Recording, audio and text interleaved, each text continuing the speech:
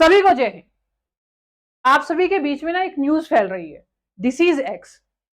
कि ये disease x जो है ना, ये क्या है? ये डिसीज जो बीमारी है एक्स, ये क्या है?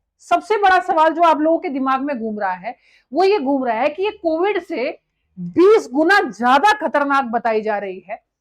और क्या ये बीमारी अब तक कहीं पे फैली है, और अगर फैली है या नहीं फैली है तो क्या इसकी दवाई वैक्सीन हम लोगों के पास में या WHO के पास में है क्या नहीं है? तो शुरू करते हैं आज की वीडियो। ये बिल्कुल सच है कि ये जो डिसीज एक्स है ये एक ऐसी बीमारी है जो कोविड-19 से 20 गुना ज्यादा खतरनाक है। और आप लोगों को बता दे कि कोविड-19 में लगभग WHO की रिपोर्ट के हिसाब से ऐसा बोला जा रहा है कि 7 मिलियन लोगों की मृत्यु हुई थी। यानी लगभग 70 लाख के करीब लोग जो है वो कोविड-19 में मरे थे। और अगर ये डिसीज एक्स पूरी तरह से दुनिया में फैल जाती है तो इसका जो आंकड़ा होगा वो 50 मिलियन, यानी 50 मिलियन लोगों की मृत्यु, डेथ एक ही बार में हो जाएगी। 5 करोड़ के लगभग लोग जो है वो मर जाएंगे। ये कौन कह रहा है? ये WHO की रिपोर्ट कह रही है। इसलिए लोग जो है वो डरे हुए हैं कि मतलब अब तक ये बीमारी किसी इंसान में देखी है नहीं देखी है, वैक्सीन है कि नहीं है, ये तमाम बातें दिमाग में घूम रही है। लेकिन वाकई में ये 20 गुना ज्यादा खतरनाक होगा और एक ही बार में 50 मिलियन लोगों की मौत का कारण बनेगा। अब आपको ऐसा लग रहा होगा कि मतलब क्या ऐसा पहले हो चुका है या आने वाले समय में होने वाला है? ऐसा पहले हो चुका है। ये लगभग बात है 1918 की। तो 1918 में स्पेनिश में, ये बात मैं कर रही हूं स्पेनिश की, तो 1918 में स्पेनिश में एक फ्लू फैला था जिसका नाम था स्पेनिश फ्लू। स्पेनिश फ्लू के नाम से जाना जाता था। और इसके अंदर जो मैंने अभी आपको बात बताई, इसके अंदर लगभग मान के चलते हैं कि 5 करोड़ लोगों की मौत हुई थी। कितने करोड़ लोगों की मौत हुई थी? 5 करोड़ लोगों की मौत हुई थी, जो सेम अंदाजा डिसीज एक्स के बारे में लगाया जा रहा है। और ये जो दूसरा विश्व युद्ध हुआ था, आपको याद होगा, हिटलर वाला, उस दूसरे विश्व युद्ध से बहुत ज्यादा मौतें थी जब फ्रेंच फ्लू आया था। ऐसी ज्यादा खतरनाक बीमारी जो है वो डिसीज एक्स बताई जा रही है। और ये भी बताया जा रहा है कि डिसीज एक्स का जो आतंक होगा ना वो बहुत गंदे वाला होगा। इसका कारण ये है कि इसकी अब तक कोई वैक्सीन नहीं है। तो WHO के हिसाब से ये माना जा रहा है मिलाइसिस खसरा जैसी ये बीमारी होगी, यानी एक इंसान से दूसरे इंसान में बहुत जल्दी फैलेगी। और इबोला की तरह इसका जो डेथ रेट है यानी मृत्यु दर जो है वो बहुत ही ज्यादा होगी। अब बात यह है कि इसके मतलब इसका वैक्सीन हमारे पास है नहीं। दूसरी बात मैं आपको बता देती हूं, एक शब्द आपने सुना होगा, म्यूटेशन। म्यूटेशन शब्द का मतलब क्या होता है? म्यूटेशन शब्द का मतलब होता है कि एक वायरस जब किसी दूसरे के शरीर में जाता है तो वो थोड़ा अलग तरह का जो है एक तरह से म्यूटेंट करता है, यानी अपने आप को एक अलग तरीके से निखरता है। यानी ये जितनी बार किसी के शरीर में जाता रहेगा उतनी बार ये अलग तरह का होता रहेगा। तो लोग बोल रहे हैं कि अब तक बहुत सारे वायरस जो है, WHO बोल रहा है कि अब तक बहुत सारे घातक वायरस जो है वो दुनिया के अंदर आ चुके हैं। और कहीं ना कोई वायरस जो होगा वो म्यूटेंट होगा, यानी अपने आप को इतना बदल देगा कि वो इतना ज्यादा घातक हो जाएगा कि एक ही बार में 5 करोड़ लोगों की जान ले ले, जिसका नाम रखा है डिसीज एक्स। जैसे बहुत लोग जानते होंगे, गणित में, मैथमेटिक्स में जब कोई चीज हमारे पास नहीं होती, कोई चीज निकालनी होती है, तो हम लोग बोलते हैं कि चलो वैल्यू वैल्यू रख देते हैं एक्स। एक्स मतलब कुछ भी। तो एक्स का मतलब ट्विटर वाला एक्स नहीं है, एक्स का मतलब कुछ भी हो सकता है, कुछ भी वो बीमारी का नाम हो सकता है। और लगभग ये माना गया है कि 16 ट्रिलियन का जो खर्च था वो कोविड-19 के समय आया था, जब कोविड-19 के लिए लोगों ने वैक्सीन बनाई थी, हॉस्पिटल, सारी चीजों का खर्चा पूरी दुनिया का 16 ट्रिलियन था, जो भारत की जीडीपी से कई गुना ज्यादा है। पहली और आखिरी बात जो मैं इस बीमारी के बारे में करने वाली हूं, और भी बात मैं आपको बताने वाली हूं। पहली बात तो ये बीमारी अब तक कहीं पे भी नहीं फैली है, तो इसलिए टेंशन की जरूरत नहीं है। टेंशन कब लेनी है ये भी बताया जाएगा। और दूसरी बात, इस बीमारी का कोई वैक्सीन नहीं है।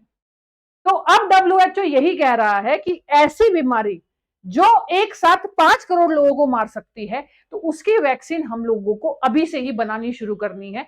लेकिन ऐसा भी बोला जा रहा है कि पर्याप्त हमारे पास साधन नहीं है, मतलब पूरी तरह से हमारे पास वो चीजें नहीं है जो वैक्सीन बनाने के लिए चाहिए। वैक्सीन जो है कुछ इस तरह से बनाई जाएगी, जैसे कोई भी वायरस, कोई भी विषाणु आता है तो वो पहले तो बुखार करता है शरीर के अंदर, फेफड़ों को प्रभावित करता है। तो ऐसी कुछ वैक्सीन बनाई जाएगी जो एकदम से जब दी जाए तो सही कर दे, क्योंकि देखिए आपको सभी को पता है जिस चीज का हमें अब तक नहीं पता कि वो कैसी होगी, तो उसका वैक्सीन बनाना तो बड़ा नामुमकिन की बात है।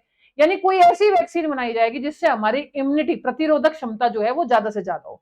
अब इस बीमारी को सबसे ज्यादा सीरियसली लिया है यूके ने, ऋषि सुनक वाला यूके भाई, और मलेशिया की हेल्थ मिनिस्टर ने, ये मलेशिया की हेल्थ मिनिस्टर है, इन्होंने बहुत ज्यादा सीरियस लिया इस चीज का। बल्कि यूके ने तो बनानी शुरू भी कर दी है वैक्सीन, क्योंकि कोविड की वैक्सीन जो थी वो बहुत लेट आई थी, तो अभी से इन्होंने वैक्सीन बनानी शुरू कर दी। यूके जो है ऐसा पहला देश है जिसने सबसे पहले इसको सीरियस लिया, और दूसरे नंबर पे मलेशिया है, क्योंकि मलेशिया के हेल्थ मिनिस्टर ने कल ही अनाउंस किया है कि भाई हम वैक्सीन बनाने की शुरुआत कर देंगे। अब इंडिया जो है वो कब बनाएगा इसके बारे में कुछ कहा नहीं जा सकता, क्योंकि इंडिया की तरफ से, इंडिया की गवर्नमेंट की तरफ से ऐसा कुछ भी नहीं आया कि हम बनाएंगे, हम इस पे सोचेंगे, अभी कुछ नहीं आया। क्योंकि देखिए अभी शायद इसलिए भी नहीं आया कि गाइडलाइन तो डब्ल्यूएचओ की तरफ से जारी की जा रही है डिसीज एक्स की, और इसका जो नाम है डिसीज एक्स ये 2018 में ही रख दिया गया था। तो अब कब ये गवर्नमेंट जो है वो गाइडलाइन देगी, कब गवर्नमेंट कहेगी कि हम भी बना रहे हैं, ये नहीं कहा जा सकता।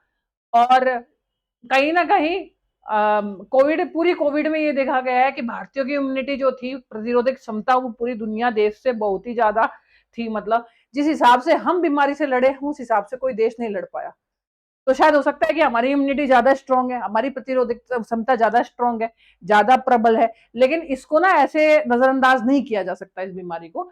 मेरे आपसे कुछ सवाल है जो लोग मुझसे पूछ रहे हैं, या लोगों ने मुझसे पूछे हैं मेरे अलग अलग सोशल मीडिया हैंडल के द्वारा, जैसे मेरा ट्विटर है या मेरा इंस्टाग्राम है, तो उन्होंने अलग अलग 3-4 सवाल मुझे भेजे हैं। तो उनका पहला सवाल यह है जो कि मैं आपसे इस वीडियो के माध्यम से पूछना चाह रही हूँ कि क्या ये बायो वेपन का दौर अब शुरू हो जाएगा, यानी लोग जो है आपस में बायो वेपन, यानी कोई बम फेंकेगा, एटम बम, कोई न्यूक्लियर बम फेंकेगा, कोई वायरस फेंकेगा, क्या इसका दौर अब शुरू हो जाएगा? दूसरा सवाल जो बच्चों का या फिर बड़े बूढ़ों का या बुजुर्गों का, जो साथियों का, जो मेरी वीडियो देखते हैं, उनका है कि या ये मेडिकल फील्ड किसी और दिशा में आ रहा है, क्या ये मेडिकल फील्ड की कोई चाल है जो डिसीज एक्स को ये लेके आए हैं कि भाई डिसीज एक्स एक हवा फैलाने के लिए है ताकि इम्यूनिटी की लोग दवाई खाने लग जाए, और ये जो मेडिकल फील्ड का जो काम धंधा है ये ज्यादा शुरू हो जाए, मेडिकल फील्ड एक अलग ही स्तर पे हो। जैसे लोग आजकल ब्यूटी प्रोडक्ट लगाते हैं या बीमारियों के लिए दवाइयां लेते हैं, इस तरह से इम्यूनिटी की दवाइयां अब लोग लेनी शुरू कर दे। क्या ये इसलिए ऐसा डब्ल्यूएचओ के द्वारा एक ढोंग फैलाया जा रहा है? और कहीं डिसीज, तीसरा सवाल जो लोगों ने मुझसे पूछा है कि कहीं डिसीज एक्स की आड़ में चाइना एक और वायरस ना छोड़ दे, कि भाई डब्ल्यूएचओ तो बोल ही रही है कोई डिसीज एक्स आने वाला है, चलो हम एक बना के छोड़ देते हैं, क्योंकि कहीं ना कहीं ये कहा जाता है कि कोविड-19 जो है वो चाइना की ही देन है। चौथा सवाल जो ये है कि ऐसा क्या है कि यूके सबसे पहले जो है वैक्सीन बनाने की शुरुआत करने लग गया है? कहीं ऐसा तो नहीं है कि जब ये बीमारी आएगी और बहुत सारे जो देश है वो इस बीमारी को लेके अलर्ट नहीं होगी, तो यूके एक अपना नया बिजनेस चलाएगी कि भाई वैक्सीन हमारे पास है, इतने में खरीद लो।